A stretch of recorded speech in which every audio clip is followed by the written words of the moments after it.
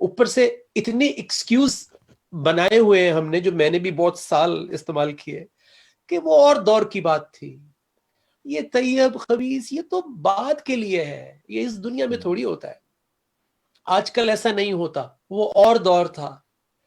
مطلب آپ نے لیفٹ رائٹ سینٹر اتنے ایکسکیوز اور اتنی جسٹیفیکیشن ہم نے اپنی خود بنائی ہوئی ہوتی ہیں کہ اب اللہ ہمیں ہدایت دے تو کیسے دے جب میں نے جسٹیفیکیشنز کے علاوہ کچھ سننا ہی نہیں ہے.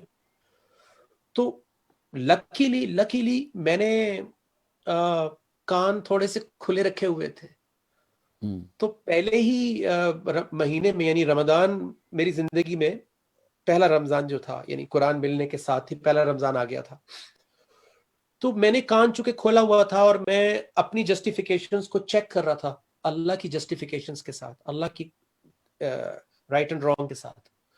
تو بدر بھائی وہ بلڈوز ہو گئی میری جسٹیفیکیشنز، مطلب تباہ و برباد ہو گئی.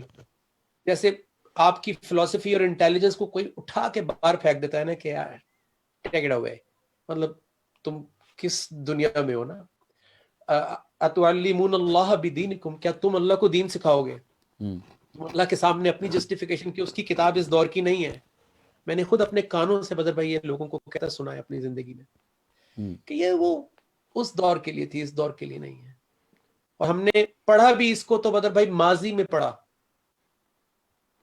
وہ مومنین اور وہ منافقین اور وہ تو ہم نے اپنے اوپر لیا ہی نہیں، جبکہ رمضان میں واضح میسج دے دیا تھا اللہ نے قرآن مجید میں کہ قرآن نازل اس لیے کیا تھا کہ تم اس سے صحیح غلط کی تمیز لو، اس سے واضح ہدایت لو.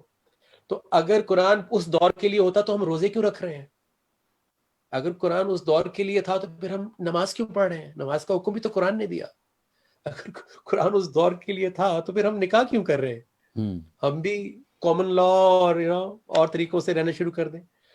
تو یہ جسٹیفیکیشن ہم نے اپنی بنائی ہوئی ہوتی ہیں بدر بھائی، اس لیے وہ بات اندر جا نہیں پاتی ہے.